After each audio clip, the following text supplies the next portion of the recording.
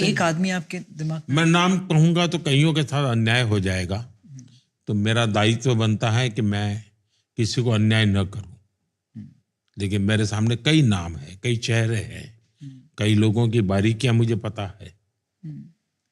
जब आप पहले कह रहे थे कि वो जो लोगों के साथ रहना, फीलिंग फॉर देम, वो एम्पैथी, सिंपैथी, क्या आपके चाइल्डहुड में ऐसी कोई चीज़ें थी which made you like that? मतलब जैसे आप कह रहे थे कि पॉलिटिशियन जब आप बनना चाहते हैं तो it's not about you, you are secondary. जो लोग हैं जिनके लिए आप पॉलिटिशियन हैं वो पहला बन जाते हैं। आपके चाइल्डहुड में ऐसी कोई चीज थी जिसकी वजह से वो? ऐसा है कि मेरा जीवन मैंने नहीं बनाया है, हालात ने बनाया है। मैं बचपन से जो जिंदगी गुजार करके आया हूं, मैं उसकी गहराई में जाना नहीं चाहता हूं कि अलग मेरा बचपन बीता है।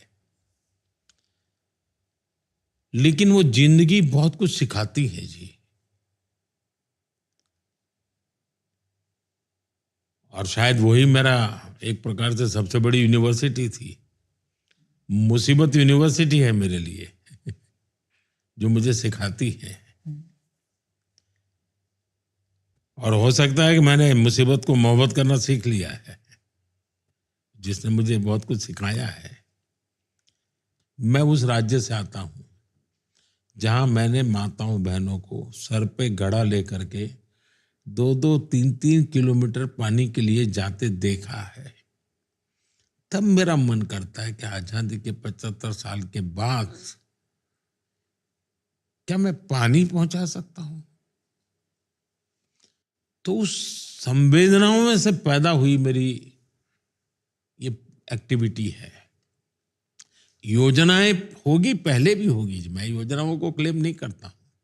सपने पहले भी लोगों ने देखे होंगे, लेकिन मैं उन सपनों के लिए खप जाता हूं।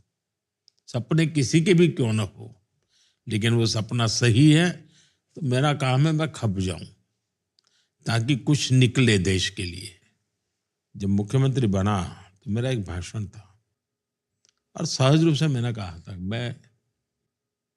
कि मैं मेहनत करने में कोई कमी नहीं रखूंगा। दूसरा, मैं मेरे लिए कुछ नहीं करूंगा। और तीसरा, मनुष्य हूं, गलती हो सकती है, बद इरादे से गलत नहीं करूंगा। और वो मैंने अपने जीवन के मंत्र बनाए हैं। गलतियां होती होगी, मुझसे भी होती होगी, मैं भी मनुष्य हूं, मैं कोई देवता थोड़ा हूं। तो मनुष्य हूं तो गलती होती है, बद इरादे से गलत नहीं करूंगा, ये मेरे मन का रहा है हमेशा। क्या आपको लगता है कि जो आपके बिलीफ सिस्टम्स हैं, जो आप सबसे अंदर, what is most important to you, वो बिलीव्स जो आप 20 साल पहले सोचते थे, अगर आज वो बदल जाए, is it a good thing और अ बैड थिंग? जैसे कि सोचिए कि आज मैं 38 का हूँ। जब मैं शायद 20 साल का था, मैं सोचता था कि capitalism is the right way of the world. और जब मैं 38 का बन गया हूँ, maybe I want to change my mind about it. But people hold you to what you said 20 साल पहले। But I feel like it's just evolution और एक ट्रांजिशन है। विद मोर डेटा, लोगों के दिमाग में जो वो पहले सोचते थे वो बदल जाता है।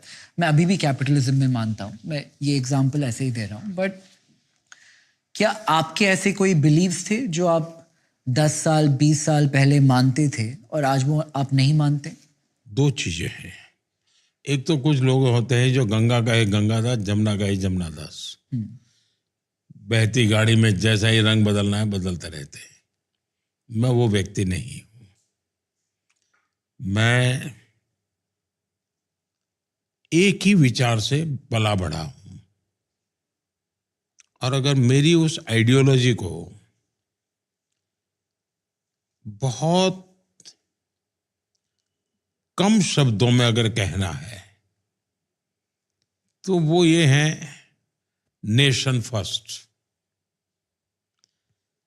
अगर मेरा एक टैगलाइन है नेशन फर्स्ट, तो फिर उसमें जो भी फिट बैठता है, मुझे फिर वो आइडियोलॉजी के बंधनों में बांधता नहीं है, ट्रेडिशंस के बंधनों में बांधता नहीं है। वो मुझे आगे ले जाने के लिए जरूरी होता है, तो मैं करता हूं। पुरानी चीजें छोड़नी है तो मैं छोड़ने के लिए तैयार हूं, नई चीजें स्वीकार करने के लिए तैयार हूं, लेकिन मानदंड क्या? Nation first. मेरा तराजू एक है, मैं तराजू नहीं बदलता। अगर मैं इसको थोड़ा और दूसरी तरफ लेके जाऊं, तो क्या पॉलिटिशियन की आइडियोलॉजी होती है जिसके वजह से उसे फॉलोअर्स मिलते हैं, या सोसाइटी की आइडियोलॉजी होती है जिसको पॉलिटिशियन कॉपी करते हैं और उसके वजह से उसको फॉलोअर्स मिलते हैं? आइडियोलॉजी से भी ज्यादा आइडियलिज्म का महत्व है।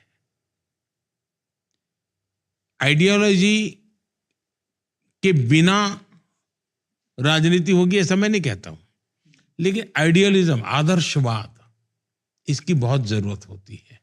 जैसे आजादी के पहले क्या आइडियोलॉजी थी भाई? आंदोलन चलता था, फ्रीडम, आजादी, कोई एक आइडियोलॉजी थी। गांधी जी का रास्ता जुदा था, आइडियोलॉजी आजादी। सावरकर का रास्ता अपना था, आइडियोलॉजी अलग। कौन सी? आजादी। लोग कहते हैं कि पॉलिटिशियन बनने के लिए थिक स्किन चाहिए, मोटी चमड़ी। How does one develop this? लोग ट्रोल करेंगे, पब्लिक में आपके बारे में बुरा कहेंगे, आपके बारे में कहानियां बनाएंगे। ये नॉर्मल आदमी के लिए एक नया एक्सपीरियंस है, ये कैसे सीख सकते हैं? राजनीति में संवेदनशील लोगों की जरूरत है। किसी का भला हो तो खुशी हो, ऐसे ऐसे लोगों की जरूरत है। दूसरा विषय है आरोप प्रत्यारोप। तो ये लोकतंत्र में आपको स्वीकार करके चलना चाहिए कि भाई आप पर आरोप होंगे, भांति भांति के आरोप होंगे, लेकिन आप अगर सही है, आपने गलत नहीं किया है, तो आपको कभी भी परेशानी नहीं होती। और सर, आपने प्री सोशल मीडिया पॉलिटिक्स में आप सीएम रह चुके हैं और पोस्ट सोशल मीडिया में आप पीएम हैं। इस दौरान पॉलिटिक्स कैसे बदला है? आपने दोनों देखे हैं, पहले वाला टाइम और आज का टाइम भी, जब सोशल मीडिया ज़्यादा इम्पोर्टेंट नहीं था और आज जब ये बहुत ज़्यादा इम्पोर्टेंट हो गया है। अगर आप इसके बारे में कुछ एडवाइस दें एक युवा को जो पॉलिटिशियन बनना चाहते हैं, कि इसको कैसे यूज़ करते हैं? तो कभी कभी लोग मुझे पूछते हैं, छोटे छोटे जब बच्चों को मिलता हूं ना, तो मुझे ये सवाल पूछते हैं। मुझे भी अच्छा लगता है उनके साथ गप्पे मार रहा। 8वीं 9वीं कक्षा के बच्चे कभी आ जाते हैं मिलने के लिए, तो कहते हैं साहब ये, कभी कोई बच्चे पूछते हैं आप खुद को टीवी पर देखते हो तो कैसा लगता है, ऐसा पूछते हैं। कुछ बच्चे आगे पूछते हैं कि इतनी सारी आपको दिन रात गालियां पड़ती है, आपको कैसा लगता है? तो मैं उनको एक चुटकुला सुनाता हूँ। मैं कहता हूँ कि मैं अहमदाबादी हूँ और हमारे अहमदाबादी लोग की अलग एक पहचान, उनके बहुत चुटकुले चलते हैं। मैंने कहा एक अहमदाबादी स्कूटर लेके जा रहा था और किसी के पास बिल्कुल टक्कर लग जाए ऐसा, तो सामने वाला गुस्से में आ गया, तो वो तू मैं शुरू हो गई। वो गालियां देने लगा। ये जो अहमदाबादी था अपना स्कूटर लेके ऐसे ही खड़ा रहा, वो गालियां देता ही जा रहा था। इतने में कोई आया, बोले यार भाई तुम कैसे इंसान हो, ये गालियां दे रहा है और तुम ऐसे ही खड़े हो। तो कह रहा है भाई दे रहा है ना, ले तो नहीं जा रहा ना कुछ। ये अहमदाबादी की टिपिकल, दे जा रहा है, कुछ ले तो नहीं जा रहा है। तो मैंने भी मन बना लिया कि ठीक है भाई, दे रहे हैं गालियां, उनके पास जो होगा वो देंगे, मेरे पास जो होगा मैं दूंगा। लेकिन आप सत्य के धरातल पर होने चाहिए। आपके दिल में पाप नहीं होना चाहिए। अगर आप, वरना, अच्छा कोई मुझे बताए साहब, आप पॉलिटिक्स में नहीं है, एक ऑफिस में काम करते हैं, क्या उस ऑफिस में ऐसा नहीं होता है क्या? एक विशाल परिवार है और उसमें भी दो भाइयों के बीच में कोई थोड़ा तनातनी हुई तो ये होता है कि नहीं होता है? तो जीवन के हर क्षेत्र में ये कम अधिक मात्रा में, लेकिन होता तो हो ही है। और इसलिए उसके आधार पर मोटी चमड़ी के होने के लिए इसे हमें नहीं सोचना चाहिए, अत्यंत संवेदनशील होना चाहिए। सार्वजनिक जीवन में संवेदनशीलता के बिना आप लोगों का भला नहीं कर सकते जी। और मैं मानता हूं ये लोकतंत्र की बहुत बड़ी ताकत है सोशल मीडिया। पहले गिने चुने लोग आपको परोसते थे, आप उसी को सत्य मानते थे, तब भी आप तो फंसे हुए ही थे। आपको कोई वेरिफिकेशन के लिए अवकाश ही नहीं था कि भाई उसने कहा कि 1 लाख लोग मर गए तो आप मानते 1 लाख लोग मर गए। आज आपके पास ऑल्टरनेट है, आप वेरीफाई कर सकते हैं कि भाई ये बात आई है तो यहाँ कहाँ है, यहाँ कहाँ है। आपके मोबाइल फोन में हर चीज अवेलेबल है। थोड़ा ध्यान दीजिए, आप बहुत आराम से सत्य के पास पहुंच सकते हैं। और इसलिए डेमोक्रेसी को ताकत देने का काम सोशल मीडिया से हो सकता है। जो लोग आज विकृतियों के कारण कुछ गलत कर रहे हैं, तो समाज में वैसी सामान्य स्थिति में भी, मुझे तो याद है जब पहले मैं संगठन का काम करता था, कोई बात ना हो, हम जनसंघ के लोगों को, तो मैं तो उस समय राजनीति में नहीं था, ऐसी गालियां पड़ती थी, कुछ ना किया हो, कुछ भी नहीं हो, गालियां पड़ती थी। यहां तक कि अकाल आया तो भी गाली देते थे पॉलिटिशियन को।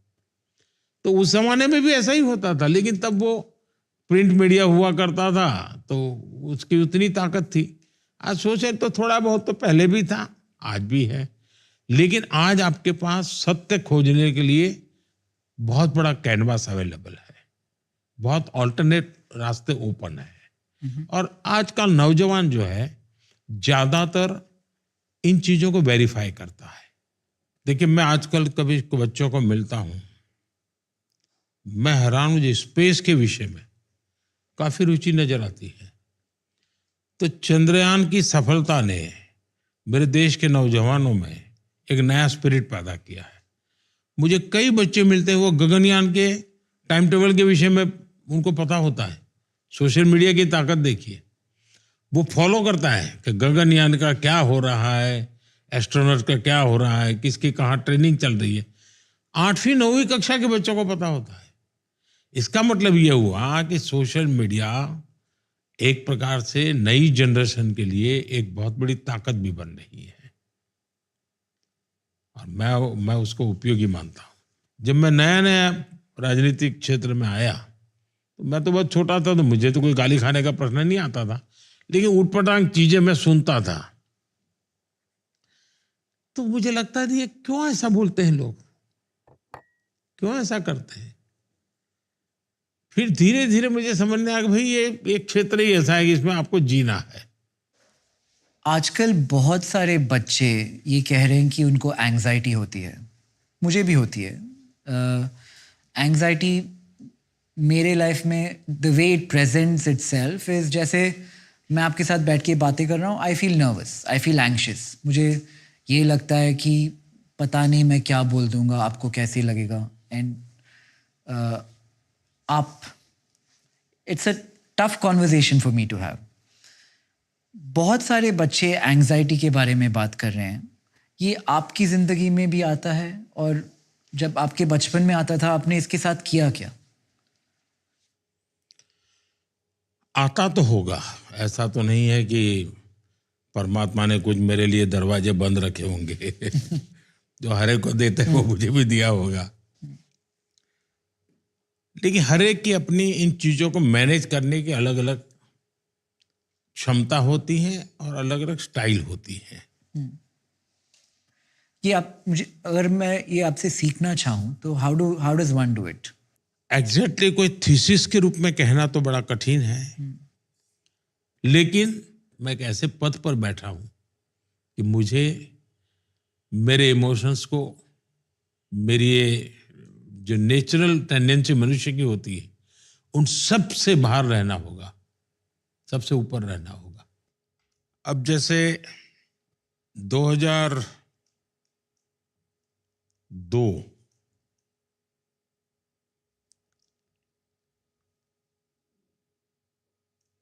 गुजरात में चुनाव था।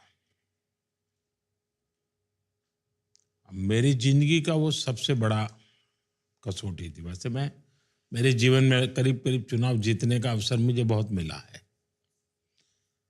लड़ा तब भी और लड़ाया तब भी। तो मेरे जीवन में न टीवी देखा, रिजल्ट आ रहे थे, कुछ नहीं।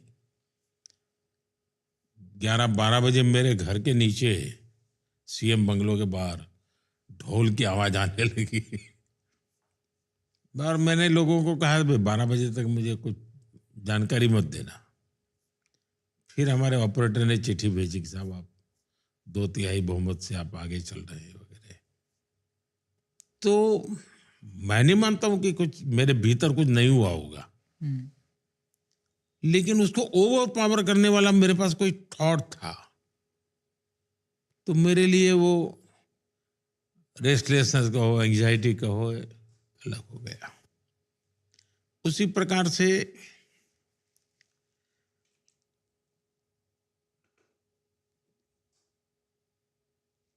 मेरे यहाँ पर 5 जगह पे बम ब्लास्ट हुए। आप कल्पना कर सकते हैं कैसी स्थिति होगी एक मुख्यमंत्री के नाते।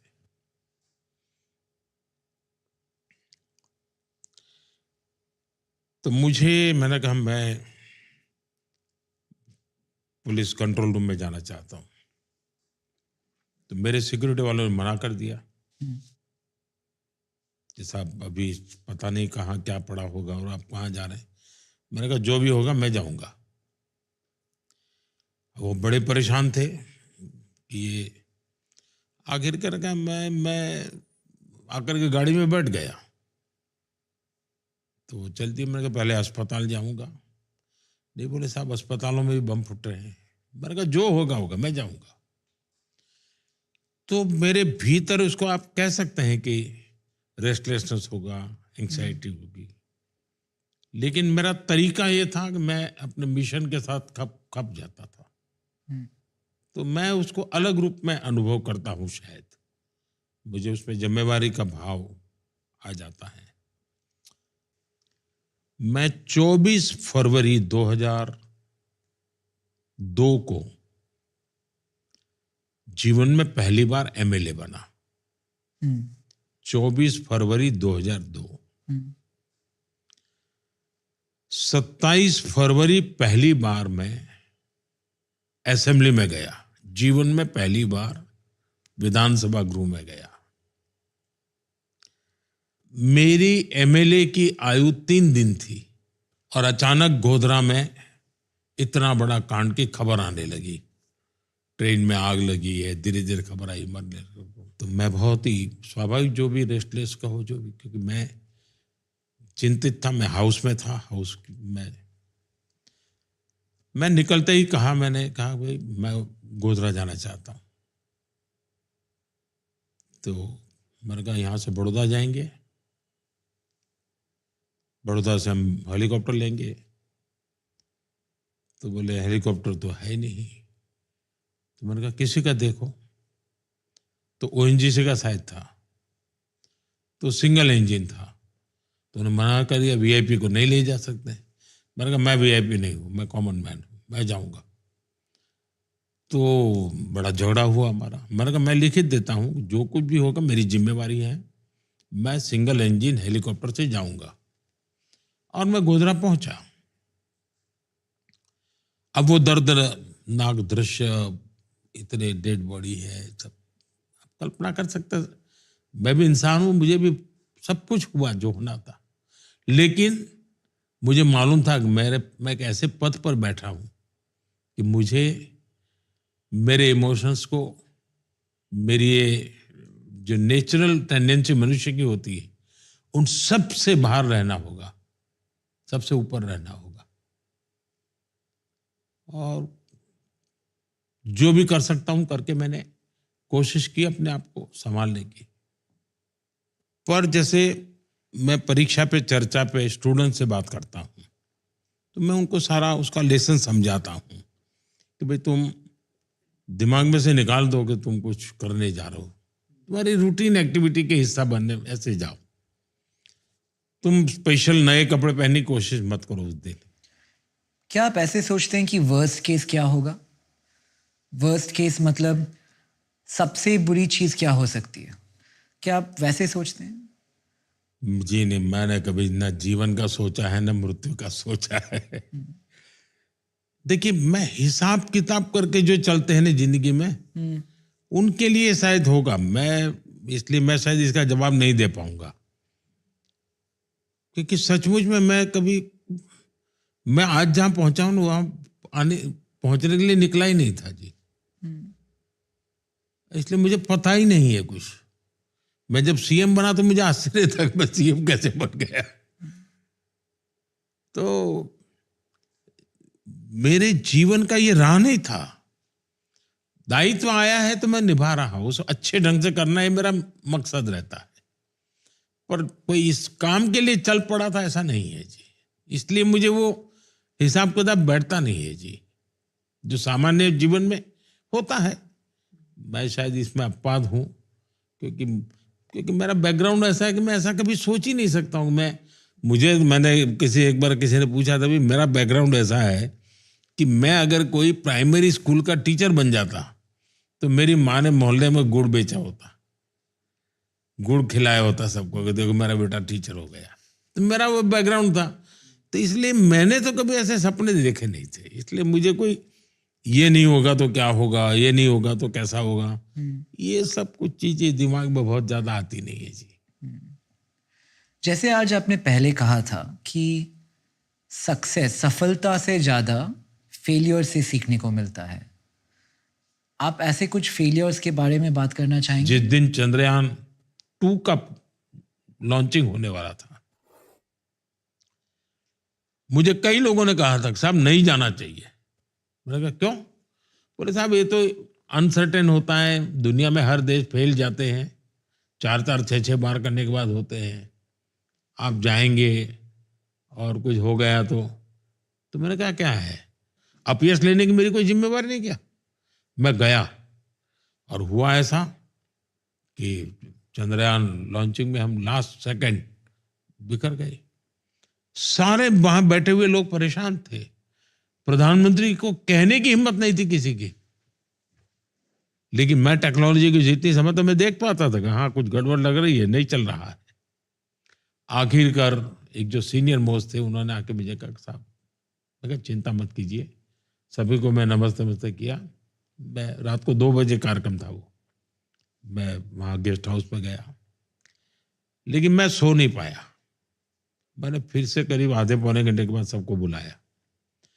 मैंने कहा देखिए अगर ये लोग थक ना गए हो तो मैं सुबह 7 बजे इनको मिलना चाहता हूँ जाने से पहले, क्योंकि देश को बहुत बड़ा सेटबैक था। लेकिन मैं सेटबैक से रोने धोने करके जिंदगी गुजारने वालों में नहीं था। मैंने कहा मैं सुबह गया और सभी साइंटिस्टों को मैंने कहा अगर कोई फेलियर है तो जिम्मेवारी मेरी है। आपने प्रयास किया, आप निराश मत होइए। और मैंने उनका जितना भी आत्मविश्वास जगा सकता हूं मैंने जगाया और चंद्रयान 3 सफल हुआ। इससे कोई सीख जो आज आप यूज करते हैं इस इंसिडेंट से, ऐसी कोई लर्निंग जो आज आप पॉलिटिक्स में यूज करते हैं? देखिए पॉलिटिक्स में रिस्क लेने के लिए बहुत तैयारी चाहिए जी। उसमें हर पल रिस्क लेना। जब मैं 1 लाख नौजवानों को कहता हूं कि आप आइए, और मैं अपना समय भी उनके लिए देना चाहता हूं जो ये लोग चाहते हैं। और मुझे लगता है कि देश को अगर ऐसे नौजवान मिल जाएं तो मेरा 2047 का जो एक मेरे मन में ड्रीम है वो पूरा करेंगे। मैं उनको मेरे लिए काम करने के लिए नहीं बुला रहा हूं, देश के लिए काम करने के लिए कह रहा हूं। अपने पॉलिटिक्स में बुला लें। लेकिन उनको फियर ऑफ अननोन जिसको कहते हैं वो न हो, इसलिए मैं उनका साथ खड़े रहना चाहता हूं कि आप चिंता मत करिए, चलिए दोस्तों, और लेना पाना बनने के इरादे से मत आइए। लोकतंत्र में राजनीति का बहुत महत्व है, उसको प्रतिष्ठा दीजिए। जितनी ज्यादा प्रतिष्ठा राजनीति को मिलेगी उतना राजनीति शुद्धिकरण होगा। हम उसको निकम्मा है, गंदा है तो फिर गंदा ही आएंगे। हम इसको प्रतिष्ठा दें, अच्छे लोग आने चाहिए। तो मेरी एक कोशिश है। ये एक बात है कि मैं आज यहाँ पे बैठ के बोल रहा हूँ कि और यंगस्टर्स को पॉलिटिक्स में आना चाहिए। जब मैं खुद अपने बारे में बात करूँ तो दो चीज़ें हैं। पहली चीज़ ये है कि आई लाइक माई जॉब। मुझे कंपनीज में इन्वेस्ट करना, स्टॉक मार्केट्स, ये मैं बहुत टाइम 20 साल से कर रहा हूँ and I really love and enjoy my job. और दूसरी चीज़ ये है कि as somebody who grew up in a South Indian middle class family, बचपन से ये कहा गया था कि मेरे आगे जो ऑप्शंस है, डॉक्टर या इंजीनियर या चार्टर्ड अकाउंटेंट तब थे, अभी शायद एक स्टार्टअप भी उसमें ऐड कर सकते हैं। बट हम सब लोगों के लिए politics is a dirty place. ये इतना इनग्रेन हो गया हमारी साइकी में कि ये बदलना बहुत मुश्किल है। और अगर मैं थोड़ा और सच कहूँ इसके बारे में, वो पॉलिटिशियन बनने के बाद वो एक चीज़ जो मैं बदलना चाहता हूँ, मुझे वो पता भी नहीं कि वो चीज़ क्या है। तो हम जैसे लोगों के लिए आप क्या करेंगे? मैं दूसरी तरह से देखता हूं। आपने जो अपना एनालिसिस किया वो अधूरा है। अधूरा इसलिए है कि अगर आप जो कह रहे थे वही होते तो आज आप यहां नहीं होते। आपका एक एक मिनट रुपये पैसों का खेल होता। वो सब छोड़ छाड़ करके दिल्ली की ठंड में आप मेरे साथ अपना दिमाग खपा रहे हो। मतलब कि आप डेमोक्रेसी, पॉलिटिक्स, इससे जुड़े हो। पॉलिटिक्स का मतलब चुनाव नहीं है। पॉलिटिक्स का मतलब हार जीत नहीं है। पॉलिटिक्स का मतलब सत्ता नहीं है। वो उसका एक पहलू है। चुने हुए जनप्रतिनिधि कितने होंगे देश में? मान लीजिए 10,000 एमएलए होंगे, 1-2 हजार यहाँ, सब लोग तो जिने, लेकिन राजनीति में सब लोगों की जरूरत होती है। दूसरा, आप पॉलिसी मेकिंग में होते हैं तो बहुत बड़ा बदलाव ला सकते हैं। आप अपनी एक छोटी कंपनी में अच्छी चीज करके बदलाव लाएं, लेकिन अगर आपका व्यक्तित्व किसी पॉलिसी मेकर की जगह पे होगा, राजनीति में होगा, तो आप वो बदलाव पूरे देश में ला सकते हैं। तो सबसे बड़ा एडवांटेज ये होता है शासन व्यवस्था में कि आप नीतियां बना सकते हैं। नीतियों को एग्जीक्यूट करके आप स्थितियां बदल सकते हो। और अगर सही दिशा में हो और नेक ईमानदारी से करते हो तो आपको परिणाम नजर आते हैं। अब जैसे मैं बताऊं, हमारे देश में ट्राइबल के लिए तो काम हर सरकार करती आई है,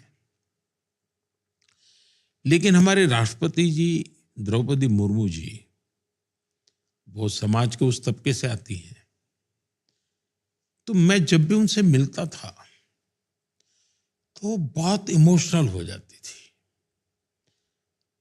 आदिवासी समाज में भी अति पिछड़े जो लोग हैं उन तक कुछ पहुंचा नहीं है, और छोटे छोटे समूह है, बिखरे हुए हैं। उन्होंने मुझे कई बार कहा कुछ करना है। मैंने उनसे कहा आप मुझे गाइड कीजिए। तो उनके मार्गदर्शन में मैंने एक स्कीम बनाई, पीएम जनमन योजना। अब ये लोग ज्यादा से ज्यादा 25 लाख लोग हैं और वो भी 250 जगह पे हैं। पॉलिटिशियन के लिए काम का नहीं है, क्योंकि उसे वोट मिलना नहीं है, जीत हार होनी नहीं है, लेकिन जीवन के लिए बहुत बड़ा है। द्रौपदी जी उस समाज को जानती थी, उन्होंने मुझे आग्रह किया और मैंने पीएम। और आज जब मैं सुनता हूं कि साहब वहां पहले ये नहीं था, अब ये हो गया, वो नहीं था, हो गया, तो मेरे मन को एक बड़ा सेटिस्फेक्शन मिलता है कि जगह का क्या उपयोग हो सकता है। जिसको किसी ने नहीं पूछा उसकी पूजा करने का मुझे अवसर मिल गया।